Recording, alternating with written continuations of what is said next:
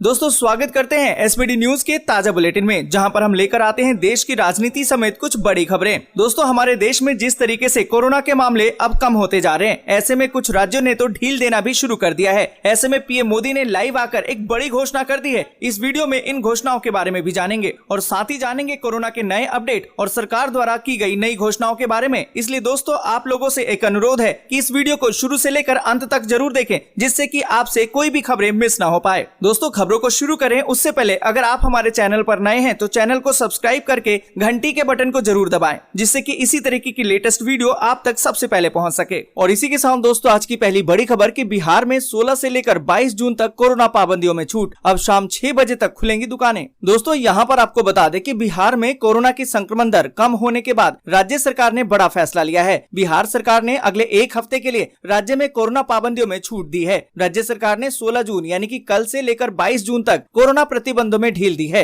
इस छूट के तहत अब सरकारी और निजी कार्यालय शाम 5 बजे तक खुले रहेंगे। पर दोस्तों आपको बता दें कि होटल, रेस्टोरेंट ये सभी सेक्टर अभी नहीं खुलेंगे। सार्वजनिक, सांस्कृतिक, धार्मिक, राजनीतिक, शैक्षणिक और खेलकूद के आयोजनों पर भी रोक रहेगी। उम्मीद है कि धार्मिक स्थल भी बंद रहेंगे, सिनेमाघर ये सब भी बंद रहेंगे। और इसी के साथ दोस्तों अगली बड़ी खबर की 16 जून को जारी हो सकता है 10वीं और 12वीं के रिजल्ट के लिए मूल्यांकन मानदंड। दोस्तों यहाँ पर आपको बता दें कि उत्तर प्रदेश माध्यमिक शिक्षा परिषद 10वीं और 12वीं कक्षा के मूल्यांकन मानदंड के फाइनल फार्मूले को कल यानी कि 16 जून को जारी कर सकता है। मीडिया रिपोर्ट्स में इस बात की जानकारी दी जा रही है। हालांकि अभी बोर्ड की तरफ से इस तरह की कोई भी घोषणा नहीं की गई है, लेकिन कहा तो ये जा रहा है कि सीबीएसई बोर्ड की तरह ही कल तक यूपी बोर्ड भी 12वीं कक्षा के रिजल्ट के लिए मूल्यांकन मानदंड की घोषणा कर सकता है। और इसी के साथ दोस्तों अगली बड़ी खबर की रेलवे फिर शुरू कर रहा है जनशताब्दी समेत ये स्पेशल ट्रेनें। आज से शुरू हो जाएगी टिकटों की बुकिंग। दोस्तों यहाँ पर आपको बता दें कि कोरोना की दूसरी लहर के बीच बंद हुई ट्रेनों का संचालन एक बार फिर से शुरू किया जा रहा है। यात्रियों की सुविधा को ध्यान में रखते हुए कई रूट्स पर जनशताब्दी एक्सप्रेस का संचालन फिर से किया जा रहा है। रेलवे ने 9 मई को नई दिल्ली हबीबगंज शताब्दी एक्सप्रेस रद्द कर दी थी, जो अब 17 जून से फिर से चलेगी। इसके अलावा रेलवे कई स्पेशल ट्रेनों को भी फिर से शुरू करने जा रहा है और इन सभी ट्रेनों के लिए 15 जून से स्पेशल किराए के साथ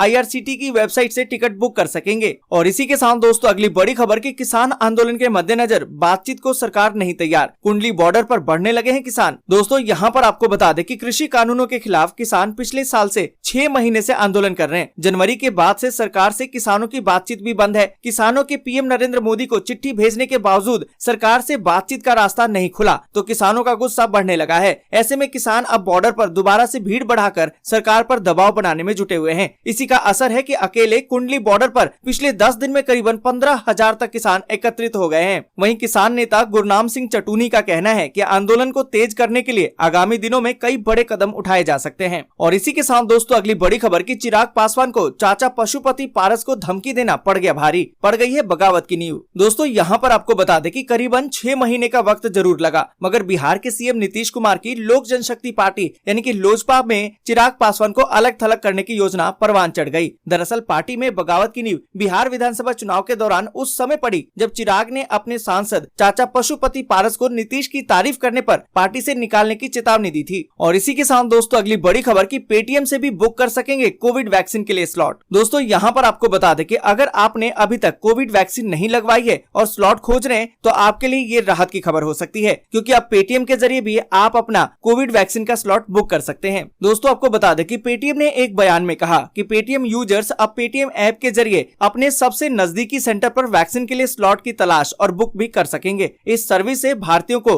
वैक्सीन लगवाने और इम्यूनिटी हासिल करने के लिए आसानी से स्लॉट बुक करने में मदद मिलेगी। और इसी के साथ दोस्तों अगली बड़ी खबर की देश में कोरोना वैक्सीनेशन की वजह से पहली मौत की हुई पुष्टि। 68 साल के बुजुर्ग को मार्च में लगा था टीका। दोस्तों यहाँ पर आपको बता दें कि देश में टीकाकरण की प्रक्रिया जारी है। 16 जनवरी से भारत में कोरोना रोधी वैक्सीनेशन की शुरुआत हुई थी। अब तक करीबन 26 करोड़ के करीब लोगों को टीकाकरण किया जा चुका है। इस बीच वैक्सीनेशन के चलते पहली मौत की पुष्टि भी हुई है। सरकारी पैनल ने कोरोना रोधी टीकाकरण के बाद सामने आए 31 गंभीर मामलों की जांच की और इसमें से सिर्फ एक मौत में टीकाकरण को वजह माना गया। रिपोर्ट के अनुसार 8 मार्च 2021 को वैक्सीनेशन के बाद 68 वर्षीय एक व्यक्ति की मौत हो गई। और इसी के साथ दोस्तों अगली बड़ी खबर की पीएम किसान का फॉर्म भरने में अगर हो गई है गलती तो रुक सकता है आपका 2000 रुपए का किस्त। दोस्तों यहाँ पर आपको बता दें कि प्रधानमंत्री किसान सम्मान निधि योजना की 9वीं किस्त अगस्त में जारी होने जा रही है। पीएम किसान योजना में हर साल 6000 रुपए किसानों के बैंक अकाउंट में ट्रांसफर किए जाते हैं और ये रकम 2-2 हजार रुपए की 3 किस्तों किस्तों में दिया जाता है। पर अभी भी कई ऐसे किसान हैं जिनको ये रकम नहीं मिल पा रही है। ऐसा इसलिए हो रहा है क्योंकि स्कीम के लिए एप्लीकेशन करते समय कुछ न कुछ गलती हो जाती है, जैसे कि गलत आधार नंबर या गलत नाम या फिर अकाउंट नंबर या फिर IFSC कोड भी गलत भर दिया जाता है। अब आप इन गलतियों को घर बैठे ऑनलाइन के जरिए सुधार सकते हैं। इसके लिए आपको ऑनलाइन PM किसान की वेबसाइट पर जाना होगा। वहां आपको फार्मर कॉर्नर दिखेगा, उस पर क्लिक करना होगा।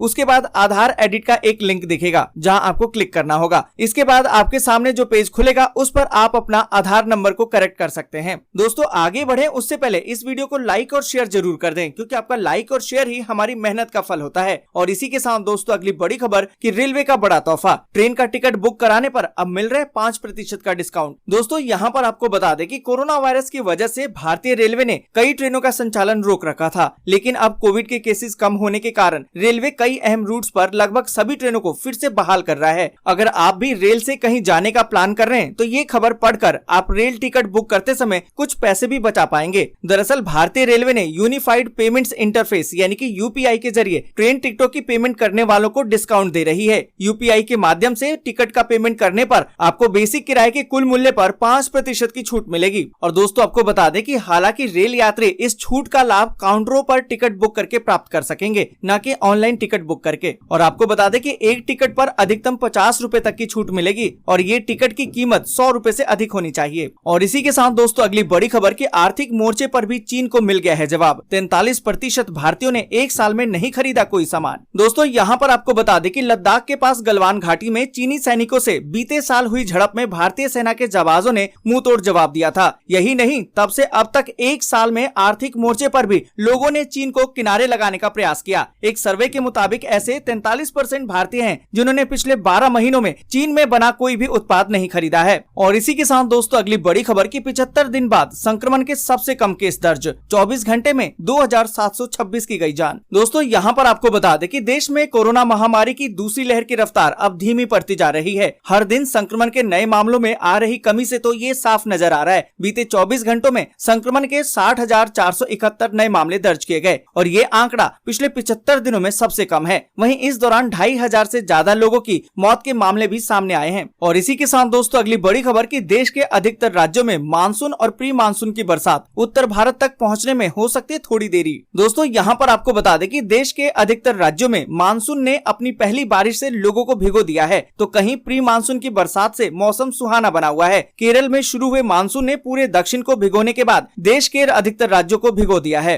मौसम विभाग की माने तो आज या कल तक पंजाब, हरियाणा, दिल्ली में मानसून की पहुंचने की भविष्यवाणी कर दी गई थी, लेकिन अब ताजा खबर तो ये है कि पछुआ हवाओं के कारण मानसून की रफ्तार धीमी हो गई है। यानी कि अब पछुआ हवाओं के चलते उत्तर भारत में मानसून देरी से पहुंचेगा। ऐसे में यहाँ के लोगों को मानसून का थोड़ा इंतजार जरूर करना पड़ सकता है। दोस्तों आज के लिए बस यहीं तक। वीडियो आपको अच्छी लगी हो तो लाइक और शेयर जरूर कर दें। अगर अभी तक आपने चैनल को सब्सक्राइब नहीं किया है तो सब्सक्राइब जल्दी से कर लें।